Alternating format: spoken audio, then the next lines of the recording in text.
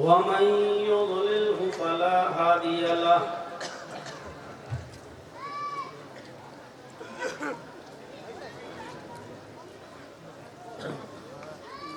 وأشهد أن لا إله إلا الله وحده لا شريك له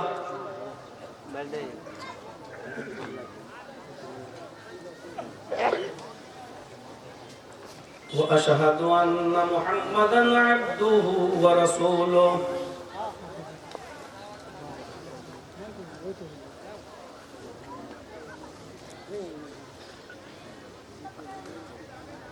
أما بعد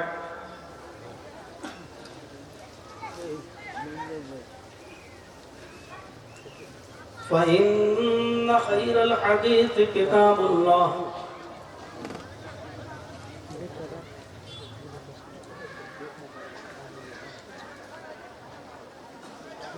وخير الهدي هدي محمد صلى الله عليه وسلم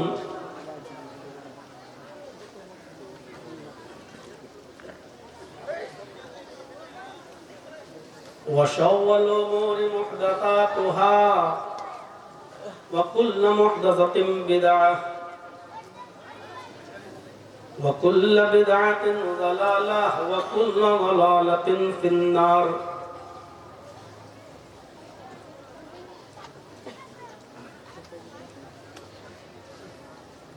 أعوذ بالله من الشيطان الرجيم بسم الله الرحمن الرحيم قل للمؤمنات يغضضن من أبصارهن ويحفظن فروجهن ولا يبدين زينتهن إلا ما ظهر منها وليضربن بخمرهن على جيوبهن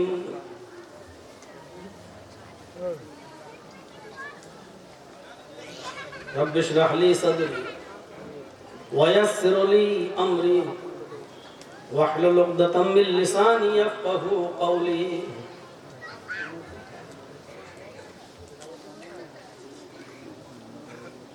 حمد و ثنا تعریف و توصیف کبریائی و بڑائی تسبیح و تحلیل تکبیر و تقدیس سب اللہ رب العالمین کے لیے لائق و سزاوار ہے جو وحدہ لا شریک ہے، جو ہمارا معبود ہے، جو ہمارا مسجود ہے، اس کے علاوہ عبادت کسی اور کے لیے جائز نہیں ہے، سجدہ بھی اس کے علاوہ کسی اور کے لیے جائز نہیں ہے، اور اسی اللہ سے ہم یہ دعا کرتے ہیں کہ الہ العالمین قیامت کی صبح تک درود و سلام کے بے شمار پھولوں کی بارش فرما، تمام پیغمبروں پر بالخصوص جناب محمد رسول اللہ صلی اللہ علیہ وسلم کی ذات گرامی پر اللہم صلی وسلم وبارک علیہ۔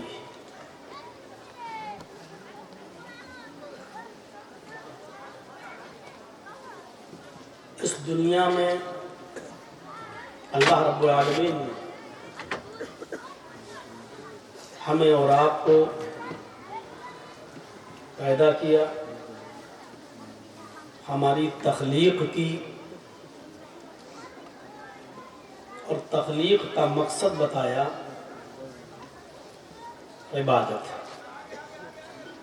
وما خلقت الجن والانس الا لیعبدون، ہم نے تمہیں صرف اس لیے جناتوں کو اور انسانوں کو اس دنیا میں پیدا کیا ہے تاکہ وہ میری عبادت کریں۔ جو لوگ اس دنیا میں عبادت کے لیے پیدا ہوئے تھے، آج اس دنیا میں ہم دیکھ رہے ہیں کہ عبادت کے بجائے بد امنی بہت زیادہ پھیلی ہوئی ہے۔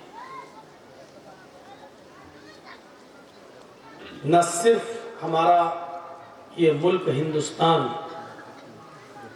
بلکہ پوری دنیا کے اندر آپ کو امن، چین، سکون اور شانتی نہیں دکھائی دے گی۔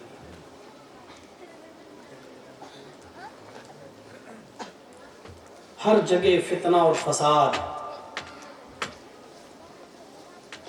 اللہ نے جب آدم علیہ السلام کو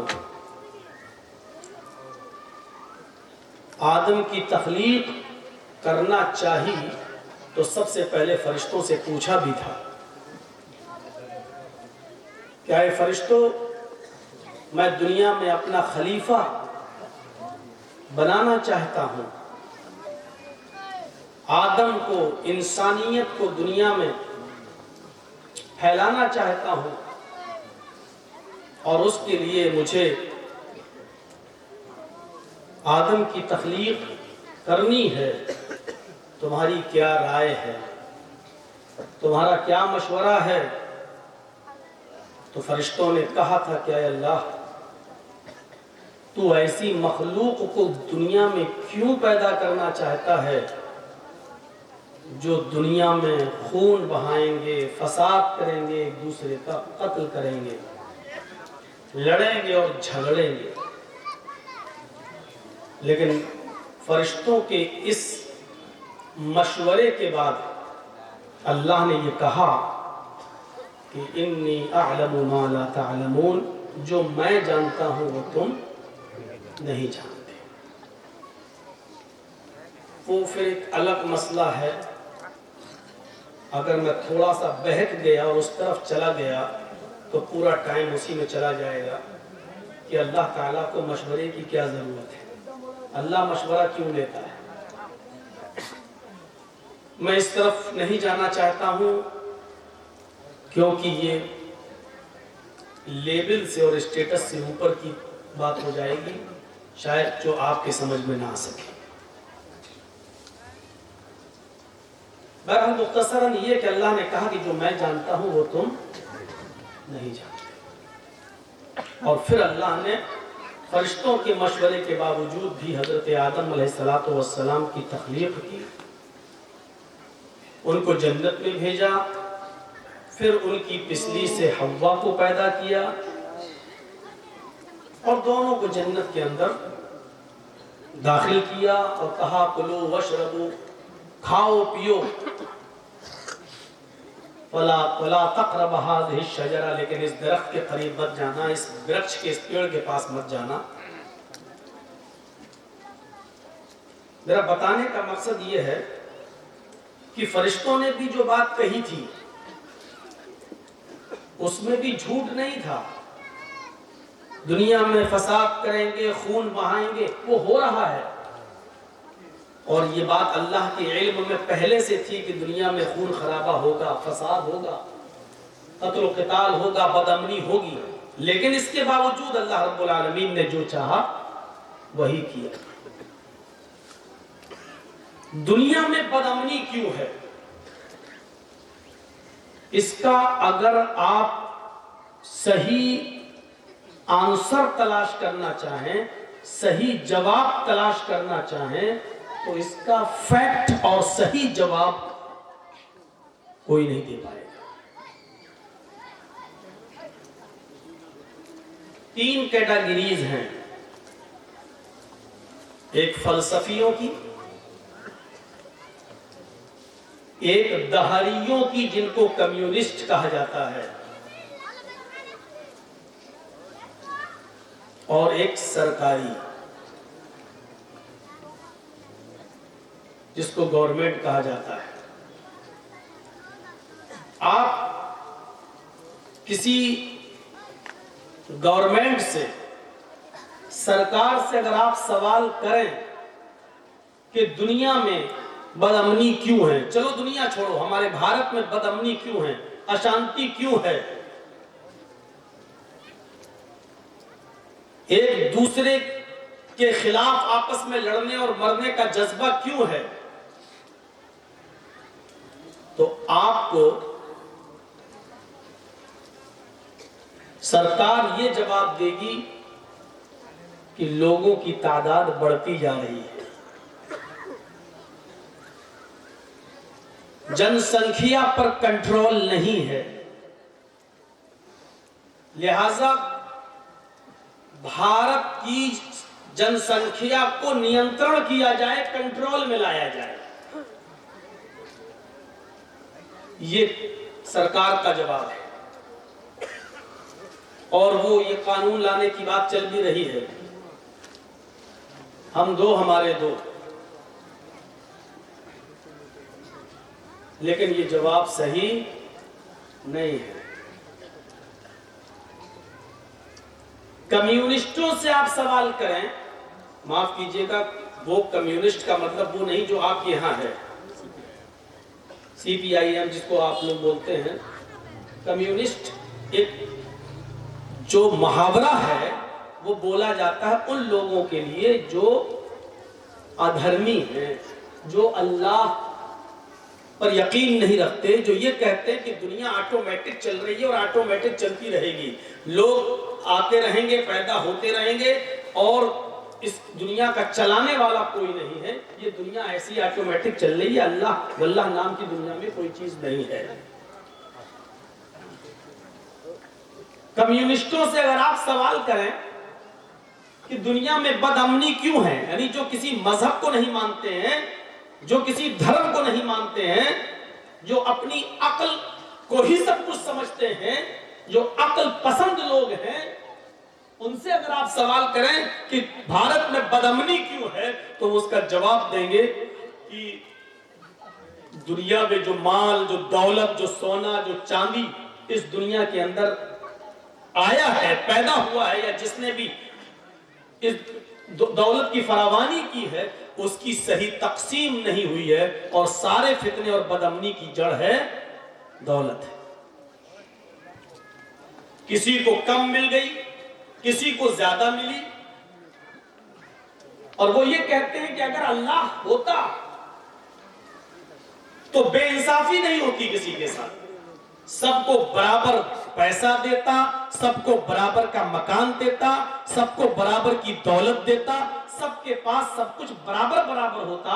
اگر یہ مان لیا جائے کہ دنیا میں اللہ ہے، کوئی چلا رہا ہے، تو پھر یہ ماننا پڑے گا کہ اللہ بھی ظالم ہے، کسی کو کم دے دیا، کسی کو زیادہ دے دیا، کسی کو امیر بنا دیا، کسی کو غریب بنا دیا، دولت کی صحیح تقسیم نہیں ہو پائی ہے، اس لیے دنیا میں بد امنی ہے۔ جو غریب ہے وہ امیر بننے کے لیے لڑائی کرتا ہے، جھگڑا کرتا ہے، چاقو لے کر ایک دوسرے کا مرڈر کرتا ہے۔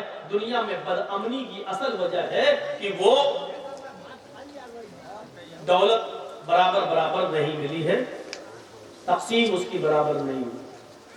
میں سمجھتا ہوں یہ جواب بھی ٹھیک نہیں ہے، یہ جواب بھی صحیح نہیں ہے۔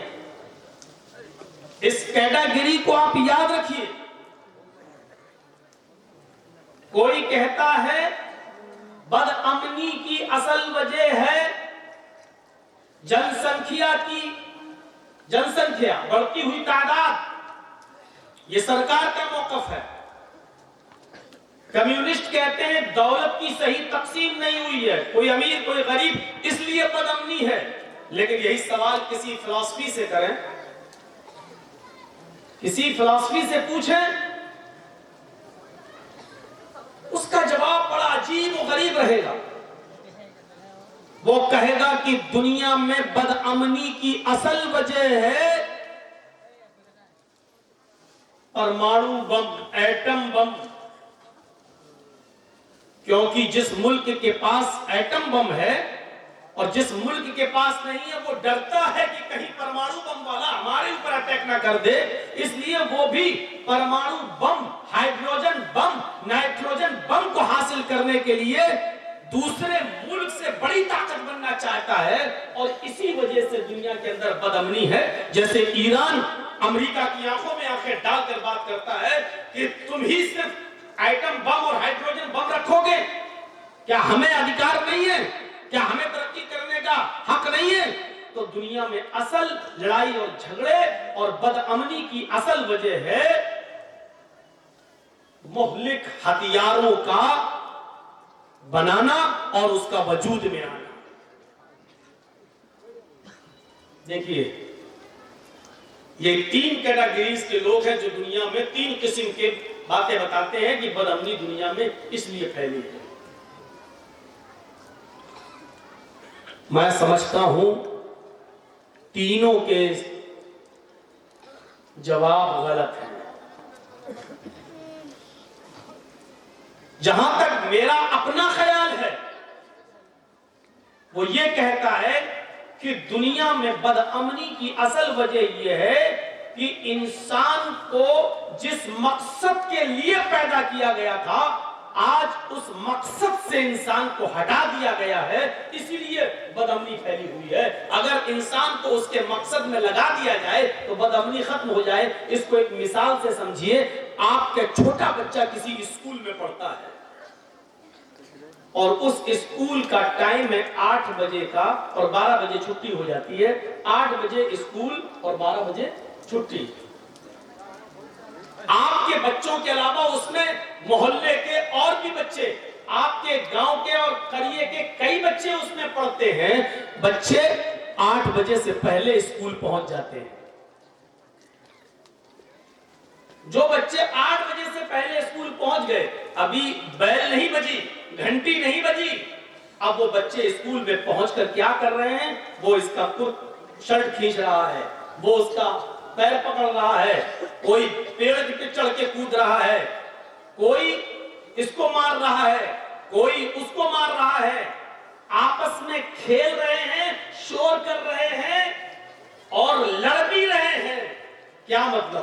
ان بچوں کے اندر جو شور و شرابہ جو برپا ہے، کیا اس وجہ سے کہ ان کو کھانا نہیں ملا؟ کیا اس وجہ سے کہ وہ گھر سے ناشتہ کر کے نہیں آئے؟ کیا اس وجہ سے کہ اسکول کے اندر ان کو کھانا نہیں دیا جا رہا ہے؟ نہیں۔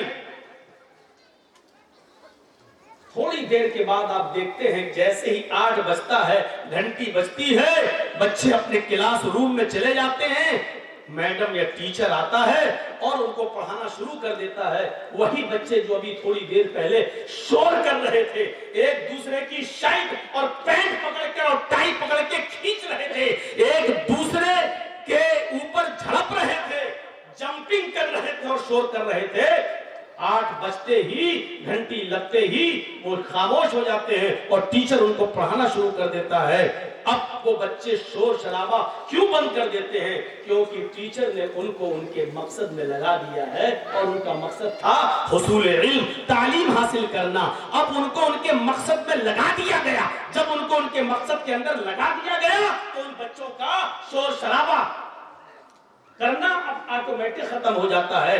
بچے جب تک اپنے مقصد سے الگ تھے شور کر رہے تھے، مقصد سے جوڑ دیے گئے تو شور شرابہ ختم ہو جاتا ہے۔ میرے بھائیوں، اللہ رب العالمین نے ہمیں جس مقصد کے تحت پیدا کیا، اگر اس دنیا کا ہر انسان اپنے اس مقصد سے جڑ جائے تو دنیا کے اندر بدامنی ختم ہو جائے۔ دنیا کے اندر آج اشانتی کا جو ماحول ہے وہ ختم ہو جائے، اور وہ اصل مقصد کیا ہے؟ عبادت۔ اور عبادت صرف یہی نہیں ہے کہ ہم چلے گئے اور فجر میں 2 رکعت نماز پڑھ کے نکل آئے اور ظہر میں 4 پڑھ لی اور عصر میں 4 پڑھ لی اور مغرب میں 3 پڑھ لی اور عشاء میں 4 پڑھ کے ہم سو گئے۔ صرف یہی عبادت؟ عبادت صرف یہی نہیں ہے۔ عبادت کا مفہوم بہت وسیع ہے۔ بندگی اللہ کے ہر حکم کو ماننا عبادت ہے۔ رسول اللہ کے ہر ایک حکم کو ماننا عبادت ہے۔ ہم عبادت میں لگ جائیں اور لوگوں کو اللہ کی عبادت سے جوڑ دیا جائے، بدامنی ختم ہو جائے۔ امن ہم تلاش کر رہے ہیں، کہاں تلاش کر رہے ہیں؟ امن ہے عبادت میں۔ ہم ڈھونڈ رہے ہیں کہ ہمارے بچوں کا فیوچر کب اچھا ہوگا؟ جب ہم ان کو اچھا پڑھا لیں گے، لکھا لیں گے۔ نہیں، اچھا پڑھانے اور لکھانے کے بعد بھی بہت سے پڑھے لکھے لوگوں نے اپنے ماں باپ کو گھر سے باہر نکالا۔ امریکہ اور لندن سے माँ बाप ने मेहनत करके अपने बच्चों को डॉक्टर बनाया, लेकिन जब अपने बच्चों के लिए बीवी तलाश करके लाए अपनी बहू, तो बहू के बहकावे में आकर उसी लड़के ने, उसी डॉक्टर ने अपनी बीवी की बात मानकर अपनी माँ और अपने बाप को ओल्ड हाउस में घर से बाहर निकाल कर कहीं और भेजा। मेरी नजरों में ऐसे डॉक्टर भी इसी हिंदुस्तान के अंदर मौजूद हैं। अमन नहीं है, बहुत ज्यादा पढ़ाई और लिखाई कराने के बाद भी अमन और शांति नहीं। अमन और शांति अल्लाह की इबादत में मिलेगी, और इबादत बहुत वसी है। अमन ढूंढ हम कहां रहे हैं और है कहां। शायद आपको मालूम होगा, और ना हो तो इस मिसाल से समझने की कोशिश कीजिए कि एक आदमी बेचारा बूढ़ा है, बहुत ही ज्यादा कमजोर हो चुका है, नहीफ। वो सूरज की रोशनी में टहलते हुए चौराहे पर आ गया, और चौराहे पर जमीन पर बैठकर हाथ से जमीन को कुरेदने लगा, अपना हाथ जमीन पर ऐसे फैलाने लगा।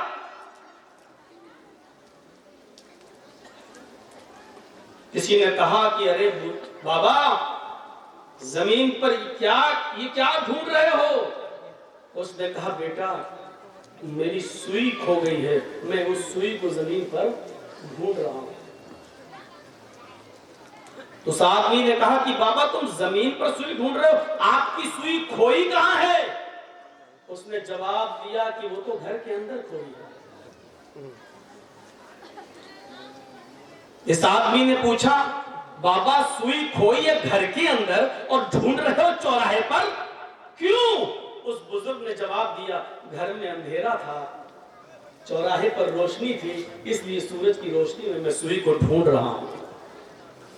आप ईमानदारी के साथ बताइए, क्या सूरज की रोशनी उसको उसकी खोई हुई सुई चौराहे पर दे सकती है? सुई खोई है घर में, ढूंढ रहा है चौराहे पर, नहीं मिल सकती है वो सुई। घर में ढूंढे तो शायद चिराग जला के भी ढूंढे तो हो सकता मिल जाए, लेकिन सड़क पर ढूंढ रहा है तो सूरज की रोशनी में भी नहीं मिल सकती, क्योंकि सड़क पर कोई नहीं है। हमारा अमन खोया है, हमारी शांति खोई हुई है, और हम उसको ढूंढ रहे हैं दौलत में, हम उसको ढूंढ रहे हैं अच्छे और खूबसूरत मकानों के अंदर, हम उसको ढूंढ रहे हैं अपने बच्चों की अच्छी पढ़ाई के अंदर, हम उसको ढूंढ रहे हैं खूबसूरत शादी करेंगे और बीवी आएगी तो हमारी जिंदगी बन जाएगी, हम उसके अंदर। मेरे भाइयों, जो अमन और सुकून हमें इबादत के अंदर मिलेगा, हम ढूंढ रहे इन चीजों में, वो नहीं मिल सकता। मौलाना साहब, बात तो आपकी सही है, जब सही है तो फिर अकल क्यों तस्लीम नहीं करती है इस बात को? करना चाहिए। जहां नमाज इबादत है, रोजा इबादत है, हज इबादत है, ज़कात इबादत है, अपने बीवी बच्चों के लिए मेहनत करना भी इबादत का एक हिस्सा है। अगर कोई शख्स कुरान का हुक्म मानकर अपने अब्बू की, अपने बाप की खिदमत कर रहा है तो यह भी इबादत का एक हिस्सा है। अपने माँ की खिदमत कर रहा है तो यह भी इबादत का एक हिस्सा है।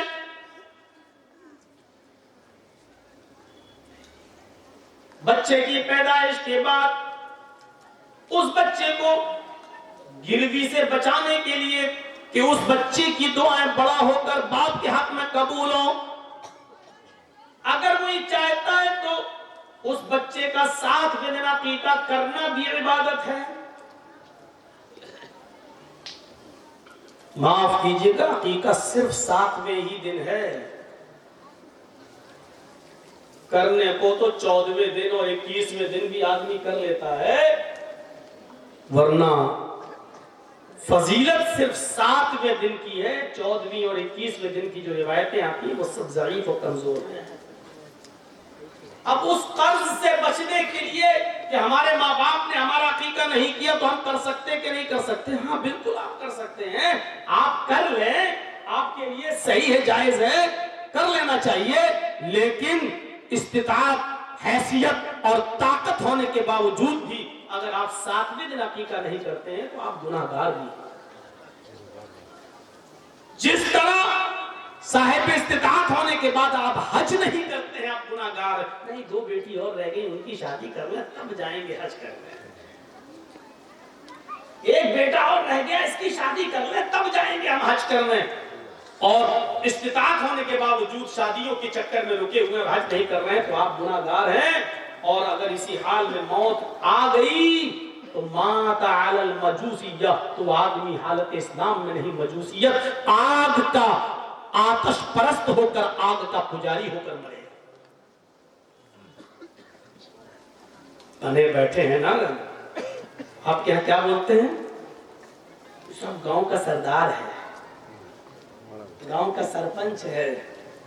ہاں سردار جی حج کرا ہے؟ ابھی نہیں. پیسہ بہت ہے ماشاءاللہ، حج کر رہے ہیں ابھی نہیں. کیوں؟ 2 بیٹی اور رہ گئی، ان کی شادی کر دیں. سردار جی 2 بیٹیوں کی شادی تک آپ زندہ بھی رہیں گے یا نہیں رہیں گے؟ اس بات کی گارنٹی کیا ہے؟ اگر استطاعت کے باوجود آپ حج کرنے نہیں گئے اور 2 بیٹیوں کی شادی کے چکر میں رکے رہے اور بیچ میں موت آ گئی تو آپ حالت اسلام میں نہیں مر رہے ہیں. آپ کی موت مجوسیت پر، آگ پرست، آگ کا پجاری ہونے کی حالت میں ہو رہی ہے. ذرا تصور کریں ہم ہیں کہاں، بیٹھے کہاں ہیں ہم. سننا پڑیں گے یہ سب کڑوی باتیں. جب اتنی دور سے بلاتے ہو آپ تو سننے کے لیے کلیجہ بھی رکھنا پڑے گا. نہیں بچیں گے. سردار جی ہوں گے، آپ اپنے یہاں کے ہوں گے. آج کل تو سوشل میڈیا چھوڑو، لوگ پردھان منتری تک کو الٹا سیدھا بول رہے ہیں. یوگی سن رہے کیا کیا بول رہے ہیں اس کو. کوئی ڈھونگی کہہ رہا ہے، کوئی کچھ کہہ رہا ہے، کوئی کچھ کہہ رہا ہے. آپ تو ایک معمولی سردار ہیں، آپ سے کیوں نہیں کہا جا سکتا ہے؟ کرنا پڑے گا. 7 دن عقیقہ یہ نہیں چلے گا صاحب. آپریشن سے بچہ ہوا تھا اس لیے ہم نہیں کر پائے. ضروری نہیں تھا کہ آپ سب کو بلا کر بھوج کریں. عقیقے میں کیا ہے؟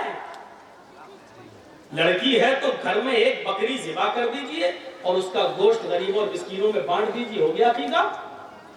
لڑکا ہے 2 بکرے لائیے اور ذبح کر دیجئے اور ان کا گوشت غریبوں، فقیروں، مسکینوں میں بانٹ دیجئے. تھوڑا بہت آپ بھی رکھ لیجئے اپنے یہاں، ہو گیا عقیقہ.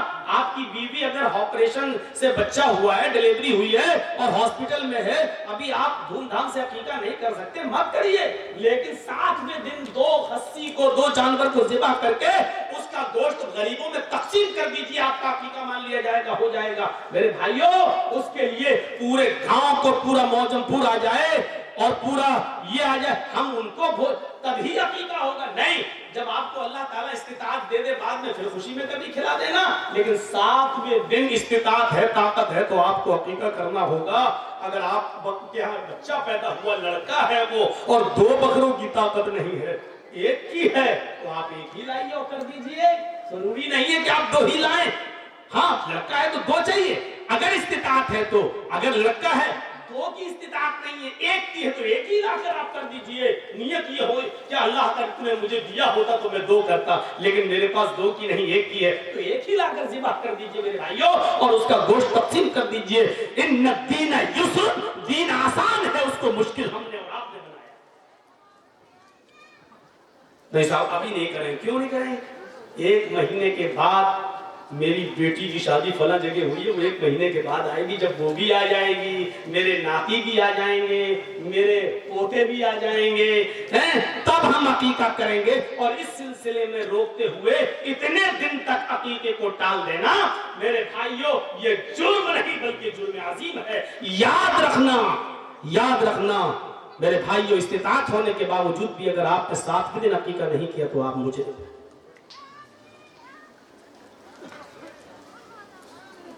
بات تو ضمنی آ گئی، ورنہ یہ کوئی ٹاپک نہیں تھا. عبادت یہ بھی ایک حصہ ہے. اسی طریقے سے کل میں نے کہا تھا کہ عورتوں کے تعلق سے، خواتین کے تعلق سے بولیں گے. بہت دن ہو گئے میرے بھائیوں خواتین کے تعلق سے کچھ باتیں نہیں ہوتی. یہ بھی ہمارے سماج کا ایک حصہ ہے. اللہ کے نبی صلی اللہ علیہ وسلم جب بھی عید کا یا بقرعید کا خطبہ دیتے تھے تو اس زمانے میں مائک نہیں تھا. عورتیں جو عید اور بقرعید کی نماز پڑھنے آتی تھی تو اللہ کے نبی مردوں میں خطبہ دینے کے بعد پھر عورتوں کی جہاں جماعت ہوتی تھی آپ پردے کی اوٹ سے وہاں جا کر بھی خطبہ دیا کرتے تھے تاکہ عورتیں تک ہماری آواز پہنچ جائے اور وہ بھی دین کی دعوت سے محروم نہ ہو. ان کو بھی آپ نصیحت کرتے تھے. یا معاشر النساء تصدقن فإنی اریدکن اکثر اہل النار. اے عورتوں کی جماعت تم زیادہ سے زیادہ صدقہ و خیرات کرو کیونکہ میں نے تمہیں سب سے زیادہ جہنم میں جلتے ہوئے دیکھا ہے. فإنی اریدکن اکثر اہل النار. سب سے زیادہ جہنم میں تمہیں سب سے زیادہ جلتے ہوئے دیکھا ہے. لیکن عورتیں اس زمانے کی کتنی دیندار تھیں, کہنے لگے اللہ کے رسول آگے ہمیں کچھ نہیں سننا ہے, بس جتنا بتایا اتنا ہی کافی ہے, بس اتنا بتا دیجئے کہ عورتیں سب سے زیادہ جہنم میں کیوں جائیں گی. یہاں تو جرجیت صاحب اگر 1.5 گھنٹہ بولتے ہیں تب بھی آدھا گھنٹہ اور 2 گھنٹہ بولتے تو بہت جلدی ختم ہو گیا مولانا صاحب, ابھی تو پتہ ہی نہیں چلا ٹائم. ارے تمہیں پتہ نہیں چلا جو بول رہا اس سے تو پوچھو. ہمیں سننے کا شوق ہے, ادھر سننے کا شوق نہیں تھا. بس آپ نے کہا عورتوں کو سب سے زیادہ جہنم میں جلتے ہوئے دیکھا ہے, ریزن بتا دیجئے سب سے زیادہ عورتیں جہنم میں کیوں جلتی ہوئی دکھائی دی, وہ کس وجہ سے جہنم میں گئیں, ہمیں اتنا بتا دیجئے تاکہ اس کام کو ہم چھوڑ دیں. آگے کی نصیحت بعد میں. اگر عمل سن تو لے بہت زیادہ اور عمل ایک پہ بھی نہ کریں تو بیکار ہے. کم سننا ہے لیکن عمل کرنا ہے. ہمیں بتائیے کیوں گئی. اللہ کے نبی نے فرمایا تم سب سے زیادہ جہنم میں اس لیے گئی ہو, تم سب سے زیادہ جہنم میں اس لیے ڈالی گئی ہو تکثرن اللعنہ تکفرن العشیر. پہلی وجہ یہ ہے کہ تم لعن و طعن زیادہ کرتی ہو, تم چغلی زیادہ کرتی ہو. 2 3 4 لڑکے اکیلے اگر جا رہے ہو ساتھ میں مل کر سڑک پر تو ہو سکتا ہے کہ وہ خاموشی کے ساتھ چل دیں, لیکن اگر 2 3 لڑکیاں ساتھ میں اسکول جا رہی ہو تو آپ دیکھیں گے کہ پیچھے آپ بائک کا ہارن ہی بجاتے ہیں, سنائی نہیں دے گی. کیوں؟ وہ باتوں میں اپنی سہیلیوں کی باتوں میں لگی ہوئی ہیں, ان کو نہیں سنائی دے گا کیونکہ ان کی باتیں آپ کے ہارن کے بائک کے ہارن سے زیادہ وہ اس میں مست ہے, باتوں میں لگی ہوئی ہیں, نہیں سنائی دے رہا. تو ایک تو لعن و طعن زیادہ کرتی ہو اور دوسری وجہ تمہاری جہنم میں جانے کی ہے کہ تکفرن العشیر, شوہروں کی نافرمانی تم زیادہ کرتے. تو آپ عورتوں کو بھی بولا کرتے تھے. اور اس وقت بڑا مدعا جو اٹھا, اور آج دیکھ لیجئے جو سوشل میڈیا پہ چل رہا ہے, کسی آدمی کا جو مرڈر کر دیا گیا ہے اور مار دیا گیا ہے. یہ ہونا ہے, الیکشن کا دور ہے نا. کسی طریقے سے آپ کے یہاں کی بات نہیں کر رہے ہیں, ہم کرناٹک کی بات کر رہے ہیں. آپ یہاں انیس کو مسل دیے.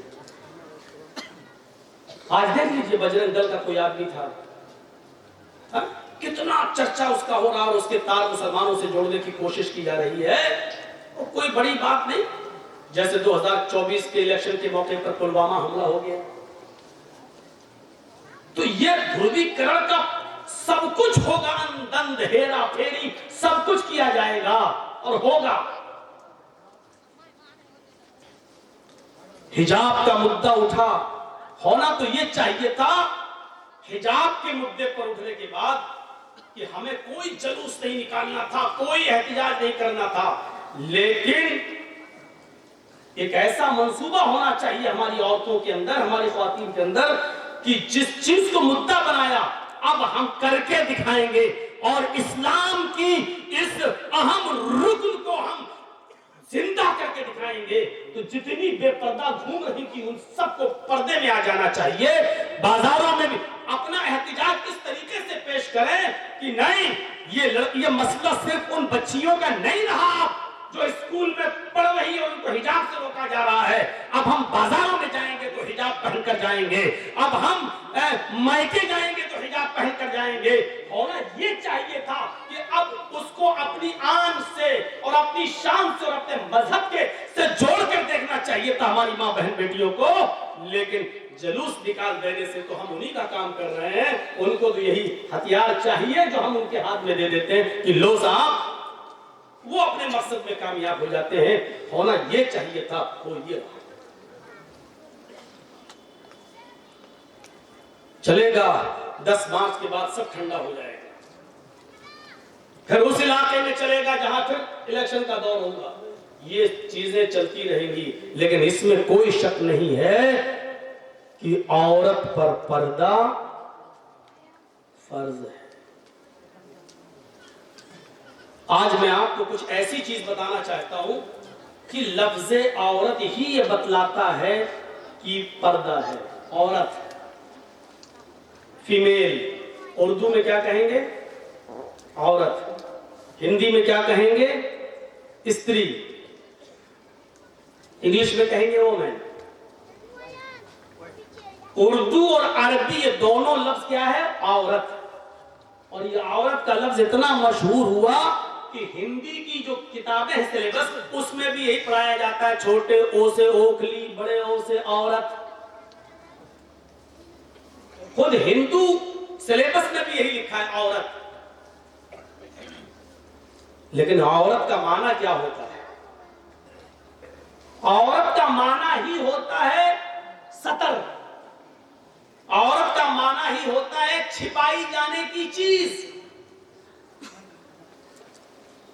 عورت کا معنی ہوتا ہے، کھل کر صحیح معنی بتا دوں، عورت کا معنی ہوتا ہے ننگا یا ننگی. اور ننگی چیز کو چھپایا جاتا ہے.